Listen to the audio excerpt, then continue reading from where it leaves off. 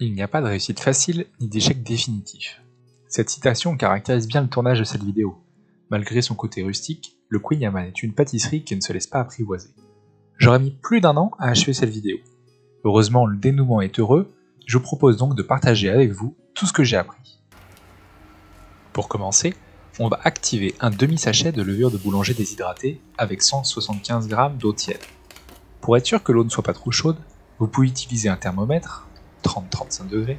Une autre technique consiste à faire chauffer la moitié de l'eau au micro-ondes et de compléter avec de l'eau froide.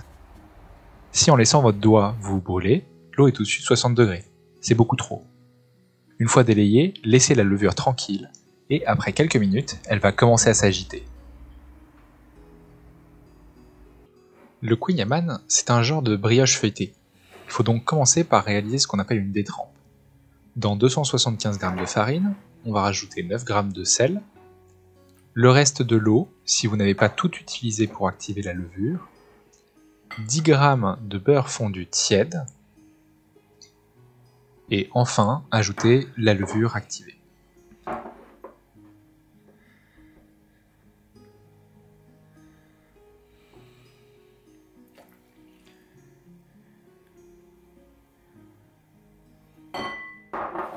Une fois que tout est mis dans le bol, on peut commencer à mélanger grossièrement. Pas besoin d'être trop précis là-dedans. Une fois que c'est fait, on va transférer ça sur le plan de travail et commencer à pétrir la pâte. Il y a plein de techniques différentes pour pétrir la pâte. Prenez celle que vous préférez. On peut la rabattre sur le plan de travail, l'étirer, la rabattre sur elle-même, comme vous voyez sur la vidéo à ce moment-là. On peut aussi l'écraser avec la paume de la main, dans des mouvements réguliers. Le but c'est vraiment de former ce qu'on appelle le réseau de gluten et de donner un peu de corps à cette détrempe. Une fois que le pâton est lisse, il faut le mettre au réfrigérateur pendant environ 30 minutes.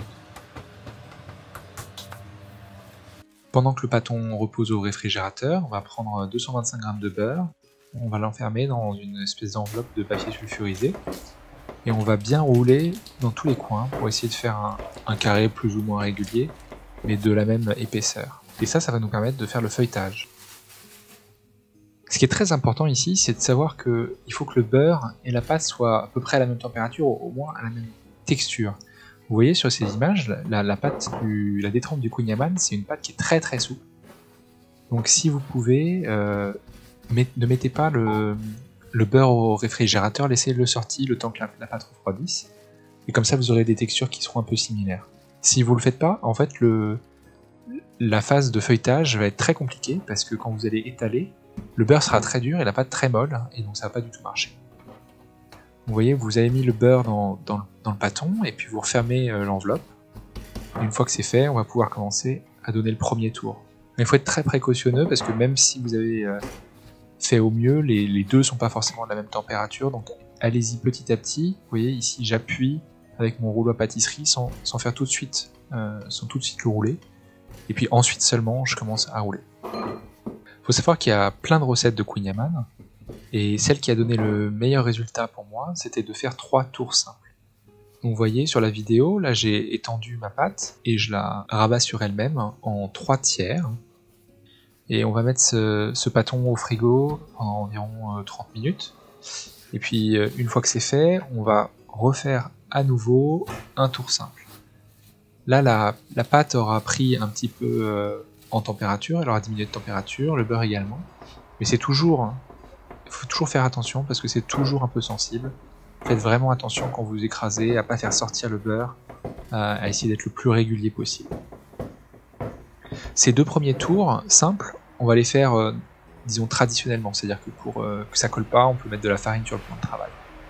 Par contre, une fois qu'on va passer au 3e tour, alors là, tout change. Il va falloir commencer à sortir le sucre, la matière première du Queen Yaman. Donc à partir de maintenant, on n'utilise plus que du sucre, plus du tout de farine, et il vous faudra environ 225 g de sucre, à la fois pour empêcher la pâte de coller, et pour incorporer dans la pâte du Queen Yaman. Donc vous voyez là, j'étale sur du sucre, et à chaque fois que j'aurai besoin à chaque fois que la pâte collera à mon plan de travail ou que j'aurai besoin de faire un peu attention, je remets du sucre dessus pour éviter qu'elle colle.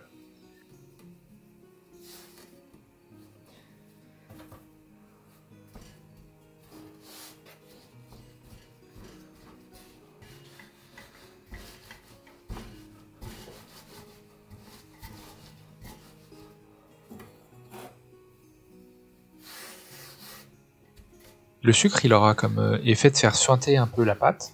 Donc n'hésitez pas, à chaque fois que ça colle un peu trop, vous rajoutez du sucre. Il n'y a pas de problème, il y en a assez.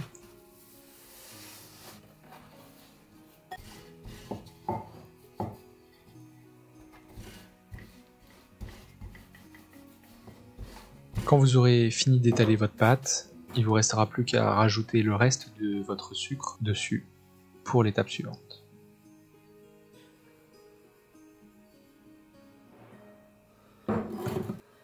Quand j'ai commencé à faire mes kouign-amann, j'ai commencé avec une recette que j'ai trouvée sur le site 750 g. C'est une recette qui avait l'air assez sympathique, assez en dehors de la tradition, mais qui semblait simple à réaliser. C'est la première recette que j'ai testée, que je vous montre maintenant. À mon avis, elle est pas optimale, et elle a des gros défauts. Je vous propose de regarder ça en vidéo. Donc on commence par prendre le bâton et on le roule en un rouleau très serré. Et puis on va couper des tronçons. Donc là on retire le bout du rouleau parce qu'il n'est pas très beau. Et puis on va couper des tronçons d'environ 2 cm et demi d'épaisseur. Et puis on va mettre ces tronçons à la verticale dans un cercle à pâtisserie. Si vous faites cette recette, je vous conseille de coller les bouts libres du tronçon sur les bords du rouleau à pâtisserie. Ça évitera, pendant que la pâte elle gonfle, que le rouleau s'ouvre vers l'intérieur. Après 1 heure à 1 heure et demie, le temps que la pâtisserie gonfle, on voit qu'il y a du sucre, un sirop qui s'est libéré par le dessous de la pâtisserie. Et c'est un peu ce que je disais quand je parlais de gros défauts, c'est que tout ce bon sucre, en fait, on aimerait qu'il reste dans le kouign-amann. Donc j'ai testé une deuxième technique, c'était de mettre un papier sulfurisé au fond de mon cercle pour essayer de garder le sucre avec la pâtisserie. Malheureusement, même là, du sirop s'était écoulé.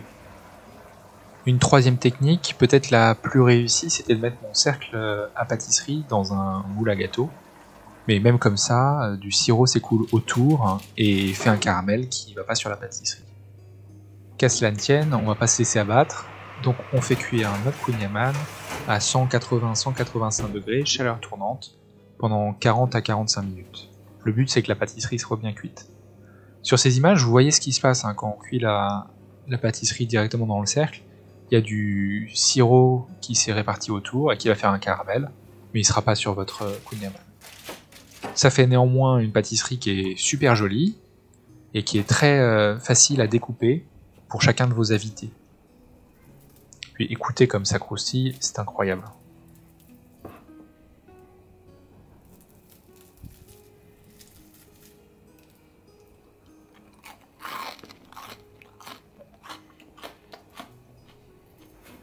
Après ces kouign-amann, j'étais quand même pas satisfait complètement. Je crois qu'ils étaient bons, très croustillants, pas assez sucrés, et j'ai jamais été vraiment satisfait. Donc je me suis dit, allez, on va en refaire un. Et cette fois-ci, on va utiliser une recette un peu plus traditionnelle, enfin une technique un peu plus traditionnelle. Alors j'ai utilisé des réglettes pour étaler pas trop finement ma pâte, 5 mm. Et puis vous allez voir, la méthode pour le mettre dans le moule à pâtisserie est un peu différente.